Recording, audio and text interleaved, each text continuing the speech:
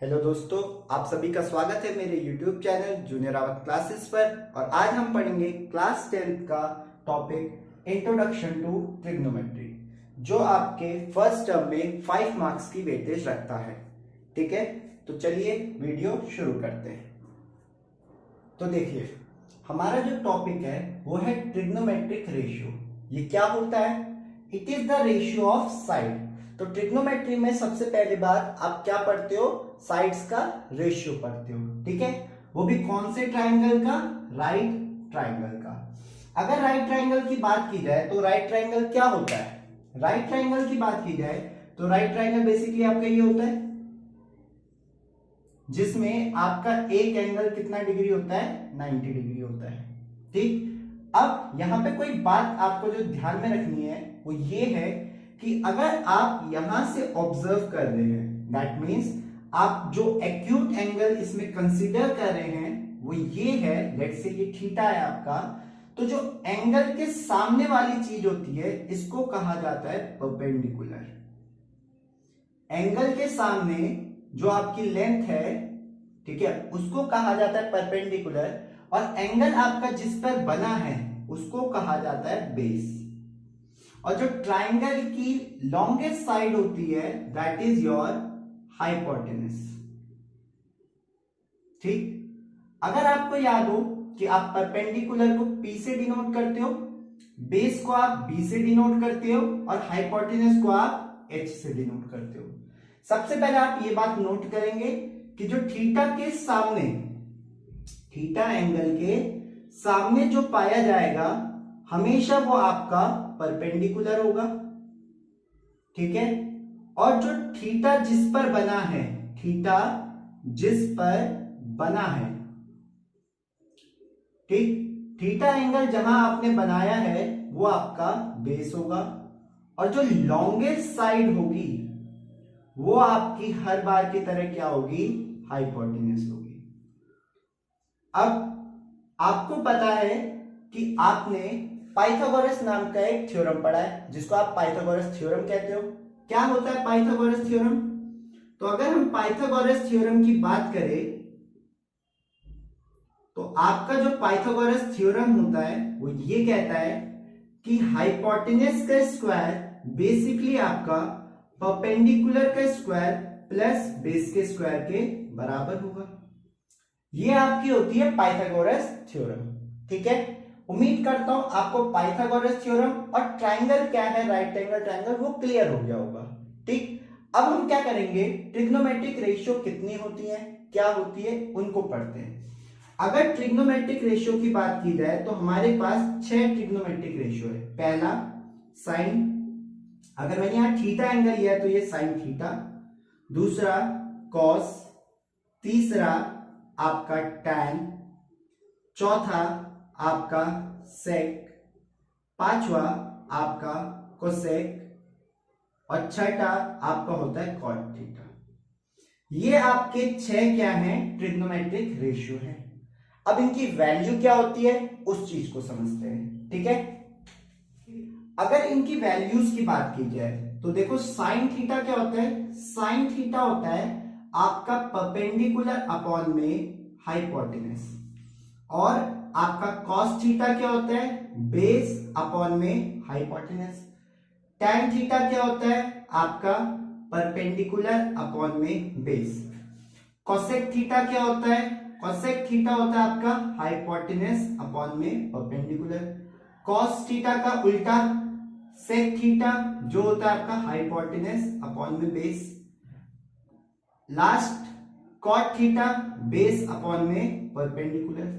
अगर आपने एक बात नोट करी हो, क्या कि साइन थीटा जो है उसका उल्टा ही तो कोसेक है, कॉस थीटा जो है उसका उल्टा ही तो सेक है, टैन थीटा जो है उसका उल्टा कौन है? Cot theta. तो क्या मैं ऐसे नहीं लिख सकता कि साइन थीटा जो है मेरा 1 अपॉन में कोसेक थीटा है, जो मेरा कॉस थीटा है वो मेरा क्या है? 1 अपॉन में सेक थीटा है, जो मेरा टैन थीटा है वो मेरा क्या है? 1 अपॉन में कॉट थीटा है। अब अगर कोई बच्चा, देखो पहले तो मैंने हाईलाइट कर देता हूं आपके लिए, अगर कोई बच्चा एक चीज करे, क्या कॉसेक को इससे मल्टीप्लाई कर दे तो वो एक बात नोट करेगा कि sine theta into cosec theta 1 के बराबर होता है। कॉस को अगर सेक से मल्टीप्लाई कर दे कि cos theta into sec theta 1 के बराबर होता है। और टैन थीटा को अगर कॉट थीटा से मल्टीप्लाई कर होता है किसके बराबर आएगा, tan theta 1 by cot theta के बराबर था, तो tan theta into cot theta कितना हो जाएगा, 1 हो जाएगा। यहां तक आपको ये चीज क्लियर, ठीक। तो चलिए एक और चीज सीखते हैं। क्या, देखो मेरा टैन थीटा जो है परपेंडिकुलर अपॉन में बेस है। अगर मैं परपेंडिकुलर को भी हाइपोटेन्यूज से डिवाइड कर दूं और बेस को भी हाइपोटेन्यूज से डिवाइड कर दूं, ये वैल्यू मेरी किसके बराबर थी, टैन थीटा के। तो ये क्या हो जाएगा, देखो परपेंडिकुलर अपॉन में हाइपोटेन्यूज आपका साइन थीटा होता है और बेस अपॉन में हाइपोटेन्यूज आपका क्या होता है, कॉस थीटा। तो यहां से हमें एक और फॉर्मूला मिलेगा कि टैन थीटा हमारा क्या होगा, साइन थीटा अपॉन में कॉस का थीटा, ठीक। अब यही चीज अगर मैं कॉट के साथ करूं, कॉट थीटा में भी अगर मैं जैसे बेस बाई आपका परपेंडिकुलर है तो मैं अगर इसको ऊपर और नीचे हाइपोटेन्यूज से डिवाइड कर दूं तो बेस बाई हाइपोटेन्यूज क्या होता है आपका, कॉस थीटा, और परपेंडिकुलर बाय हाइपोटेन्यूज क्या होता है आपका, साइन थीटा। तो यहां से हमारे पास कॉट थीटा का भी फॉर्मूला क्या आ जाएगा, cos theta by sine theta. ये आपके पास कुछ ट्रिग्नोमेट्रिक बेसिक रेशियो आ गए जिसकी मदद से आप पहली एक्सरसाइज जो एनसीईआरटी की है उसको सॉल्व कर सकते हो, ठीक है। अब हम क्या करेंगे, कुछ क्वेश्चंस लेते हैं इस टॉपिक पे। तो चलिए क्वेश्चन करते हैं। तो ये है हमारा पहला सवाल, क्या है, इफ cos a बराबर 4/5 तो वैल्यू बताइए tan a की। कैसे करेंगे, एक राइट एंगल ट्राइंगल बनाते हैं। लेट्स से इसको राइट एंगल बनाते हैं हम B पर, और जहां से मैं देख रहा हूं वो पॉइंट क्या है, A, क्योंकि cos a दिया है, ठीक। इसको लेट्स से C कह देते हैं। तो आपको पता है कि जो cos होता है वो होता है आपका बेस अपॉन में हाइपोटेन्यूज। कहने का मतलब आपको बेस कितना दिया हुआ है, 4 दिया हुआ है, और हाइपोटेन्यूज आपको कितना दिया हुआ है, 5 दिया हुआ है। तो सबसे पहले काम तो आपका ये होगा कि आप ये लेंथ जो आपकी CB है उसको फाइंड कीजिए। आप अगर आपने पाइथागोरस ट्रिपलेट पढ़ा हो तो आपको पता होगा सीधा सीधा कि इसकी जो लेंथ होगी वो 3 होगी। लेकिन अगर नहीं पढ़ा, ठीक है, तो हम पाइथागोरस लगाएंगे। कैसे, AC का स्क्वायर हमारा बराबर होगा AB के स्क्वायर प्लस CB के स्क्वायर के। AC कितना दिया हुआ है, 5, तो 5 का स्क्वायर बराबर AB कितना दिया है, 4 का स्क्वायर प्लस CB स्क्वायर। 5 का स्क्वायर होता है 25, 4 का स्क्वायर होता है 16 प्लस CB स्क्वायर। तो यहां से आपका जो CB स्क्वायर आने वाला है वो आएगा 9, और आपको पता है ये किसकी वैल्यू होती है, 3 की। तो आपका जो ये आंसर है वो कितना आ गया, 3। अब सवाल में आपसे पूछा है tan a कितना है, तो आपको पता है कि tan का जो फॉर्मूला होता है वो होता है परपेंडिकुलर अपॉन में बेस। परपेंडिकुलर है आपका 3 और बेस कितना है आपका 4, जो है आपका ऑप्शन नंबर बी, ठीक है। तो ये है अपना अगला सवाल जो है साइन थीटा अगर a/b है तो कॉस थीटा की वैल्यू बताएं। तो आपको पता है अगर मैं राइट एंगल ट्राइंगल लूंगा और इस एंगल को मैं थीटा रखता हूं तो साइन का फॉर्मूला क्या होता है, साइन थीटा होता है आपका परपेंडिकुलर अपॉन में हाइपोटेन्यूज। दैट मींस थीटा के सामने वाला परपेंडिकुलर है तो ये a है और हाइपोटेन्यूज आपके लॉन्गेस्ट साइड b है। आपको सबसे पहले इस बेस की वैल्यू निकालनी पड़ेगी। कैसे निकालेंगे, अगर मैं इसको राइट एंगल ट्राइंगल ABC नाम दे दूं तो मैं लगाऊंगा क्या, पाइथागोरस थ्योरम। कैसे, AC का स्क्वायर मेरे AB square plus CB square के बराबर होगा। AC मेरा कितना है B, तो B स्क्वायर, ठीक। और AB मेरा क्या है, मुझे ये चीज पता नहीं है। CB कितना है A, तो A स्क्वायर। तो यहां से जो मेरा B square minus A square है वो किसके बराबर होने वाला है, AB स्क्वायर।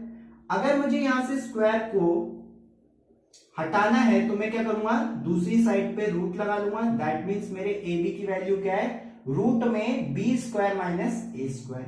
अब पूछा क्या है इसने मुझसे, कॉस थीटा।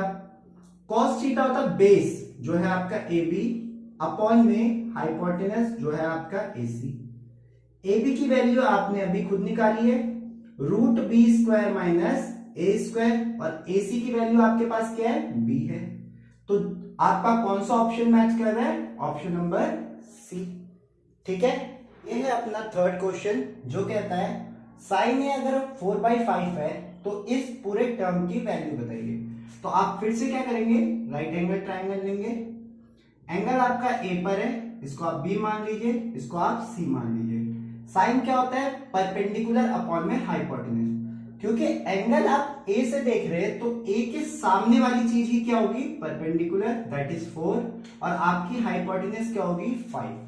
अब क्या करेंगे, पाइथागोरस लगाएंगे, AC square will be equal to AB square plus CB square. AC कितना है 5, AB हमें नहीं पता, CB 4, तो 5 का स्क्वायर हो गया 25, AB स्क्वायर प्लस 4 का स्क्वायर कितना हो गया 16।